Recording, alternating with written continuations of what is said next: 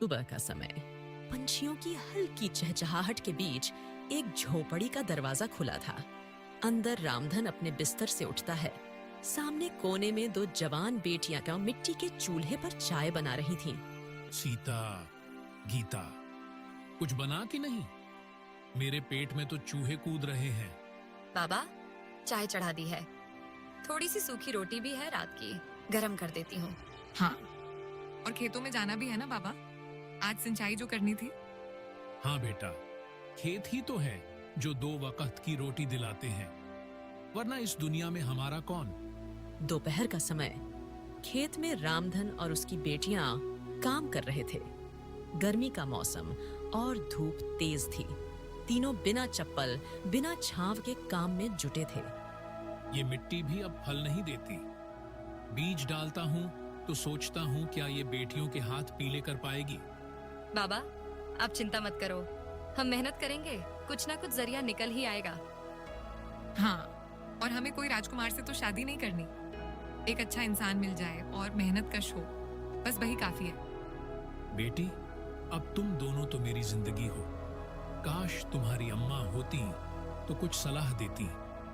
मैं तो बस डरता हूँ समाज से और यहाँ के लोगों से। शाम का समय, रामधन घर से निकलकर गांव के पुजारी से मिलते हैं। पुजारी जी चौपाल पर बैठे थे। रामधन पास आकर धीरे से बात करता है। पंडित जी, आप तो सब जानते हैं, मेरी बेटियां अब शादी लायक हैं। कोई अच्छा लड़का दिखे तो जरा मेरी ओर भी ध्यान दीजिएगा।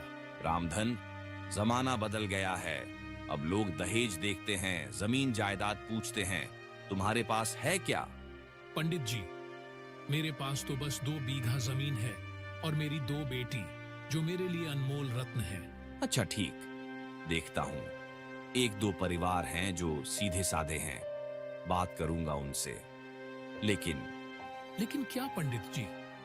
तुम्हें दहेज की बात सोचनी पड़ेगी रामधन, ये समाज का चलन है। पंडित जी, मेरे पास देने को कुछ नहीं, बस अपनी बेटियां ही हैं। रात का समय, दोनों बहनें एक कोने में बैठी थीं, जहां टूटी दीवार से चांद की रोशनी छनकर आ रही थी। दीदी, बाबा रोज रोते हैं और हम कुछ नहीं कर पा रहे। सीता, मैंने तय कर लिया है, मैं शहर जाऊंगी नौकरी ढूंढने। कुछ भी करूंगी पर बाबा को इतना परेशान नहीं देख सकती। हाँ, और मैं यहीं रहकर खेत संभालूंगी। जब तक तू पैसे भेजेगी, मैं घर संभाल लूंगी। हम एक दिन बाबा का सपना पूरा करेंगे सीता। दोनों बहनें एक दूसरे को देखकर रोती हैं। अगली सुबह, रामधन अकेला खेत पर काम कर रहा था। दोपहर का समय हो चुका था। गर्मी तेज थी। खेतों से कुछ दूरी पर एक पुराना पीपल का पेड़ था। वहीं उसके नीचे रामधन अकेला बैठा गया। पास में टूटी चप्पलें और पसीने से भीगा उसका शरीर भीग गया। लेकिन आज रामधन की आंखों में बेबसी थी। क्या मैं अच्छा बाप नहीं हूँ? 2 बेटियां जवान हैं और मेरे पास ना दहेज है, ना रिश्तेदार, और ना ही पैसे कमाने का कोई दूसरा साधन, और ऊपर से सेठ का कर्ज भी बाकी है। वह थोड़ा रुकता है, फिर पेड़ की ओर देखता है। क्यों जी रहा हूं मैं, और किसके लिए? मैं तो बोझ बन गया हूँ सीता और गीता पर। मेरा तो मर जाना ही बेहतर है। रामधन धीरे धीरे पेड़ की ओर बढ़ता है। उसकी चाल लड़खड़ाती है।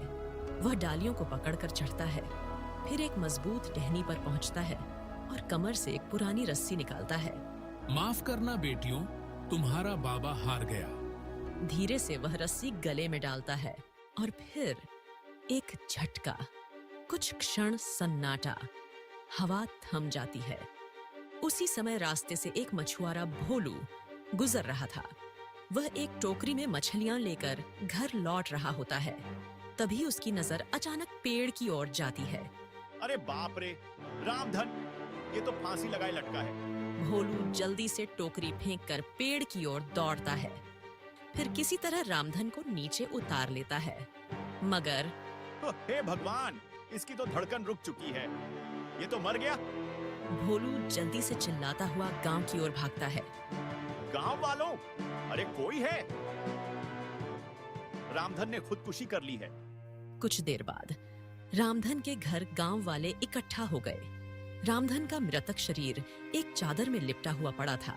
सीता और गीता उसके पास बैठकर फूट फूट कर रो रही थीं। गांव की कुछ औरतें उन्हें संभालने की कोशिश कर रही थीं। बाबा, तुमने ऐसा क्यों किया?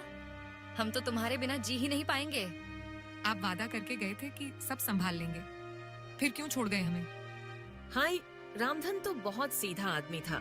बेटियों की चिंता खा गई उसे। हाँ, आजकल दहेज के डर ने न जाने कितने बापों को निगल लिया है।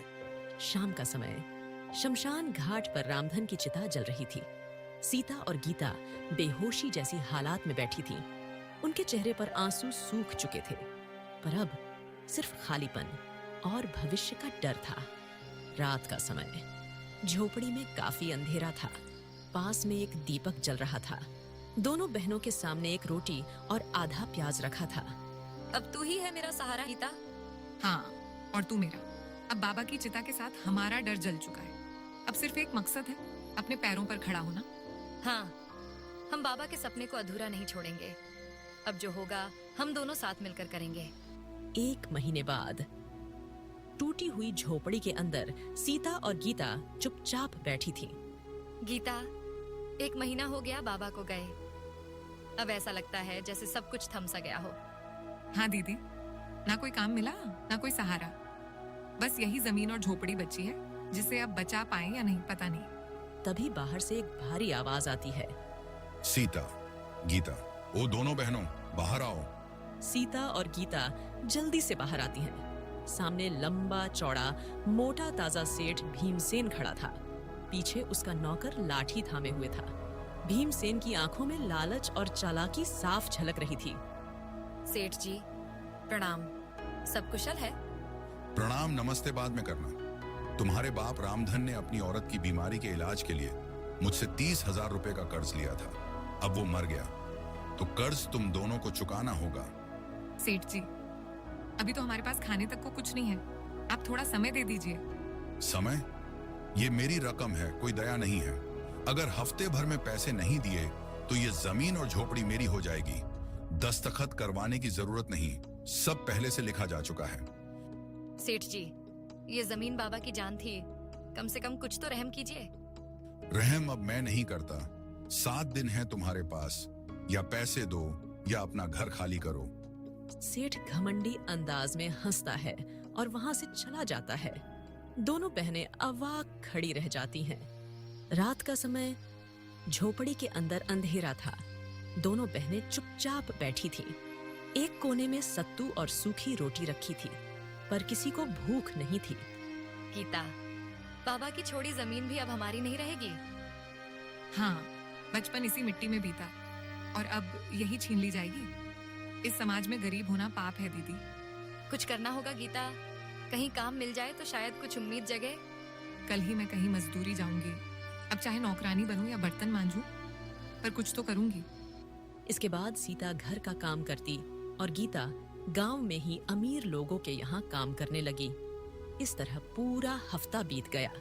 7 दिन बाद सेठ भीमसेन फिर आया। इस बार उसके साथ 2 आदमी और थे, एक नौकर और एक पटवारी। गीता काम करने गई हुई थी, जिस वजह से सीता अकेली थी। समय पूरा हुआ, कहाँ है मेरे पैसे? सेठ जी, मेरी बहन काम करने गई है, कुछ पैसे मिलेंगे तो। बकवास बंद कर। अब ये जमीन और झोपड़ी मेरी है। पटवारी जी, कागज तैयार हैं? हाँ सेठ जी, सब लिखा पड़ा है। चलो हटो लड़की, ये जगह अब मेरी है।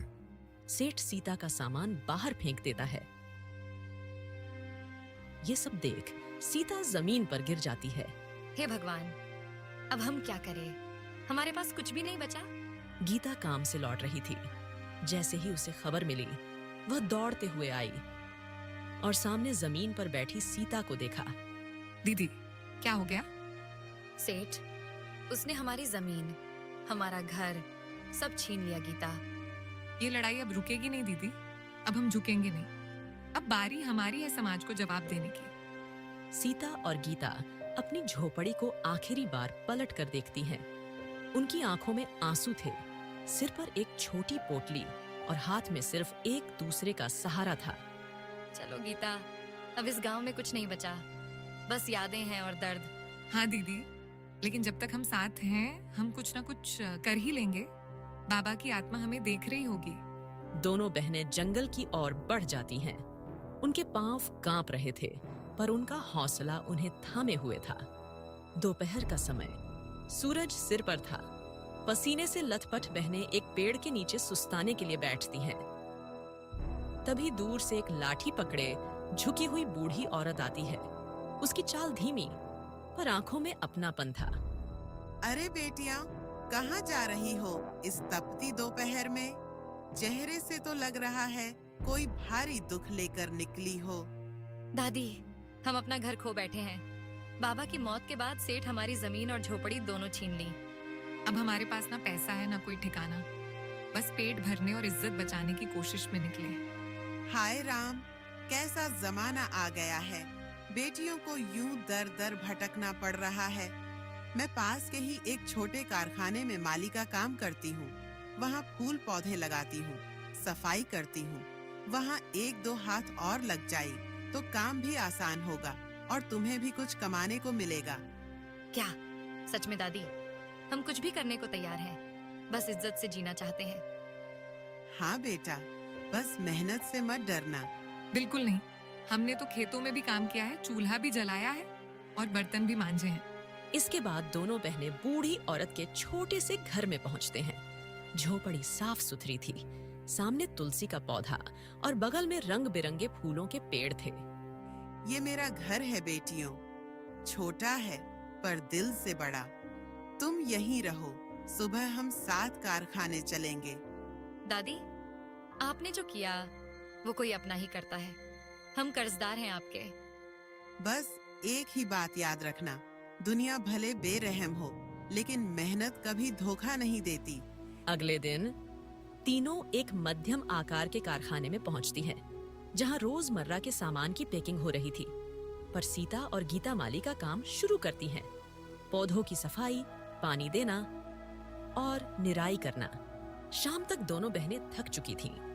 दिन भर के थके हुए शरीर लेकिन शांत मन के साथ दोनों बहनें एक कोने में बैठी थीं।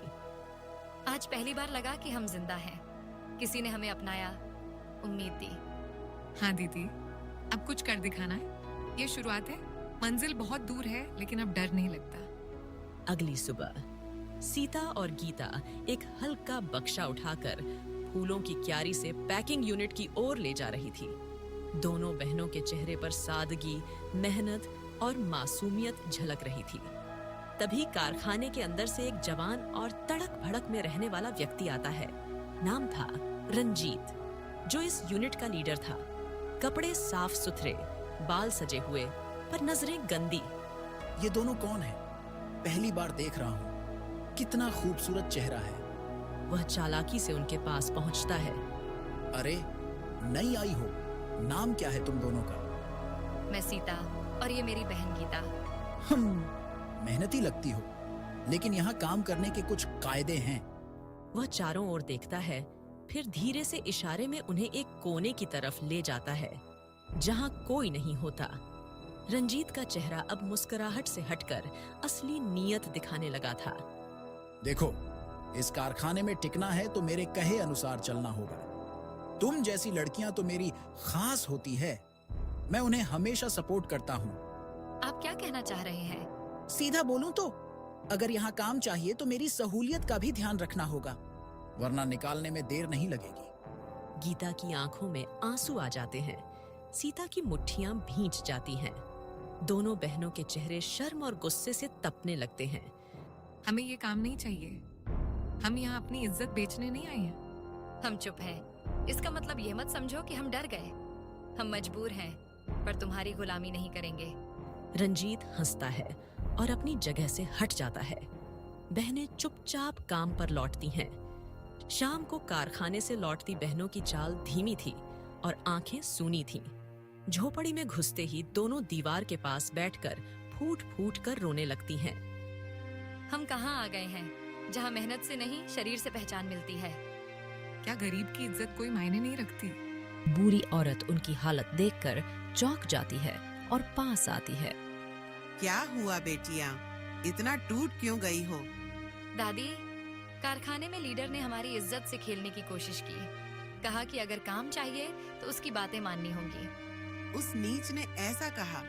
वो रंजीत, उस पर तो पहले भी कई शिकायतें आई थीं, लेकिन कोई सबूत नहीं था, इसलिए बच गया।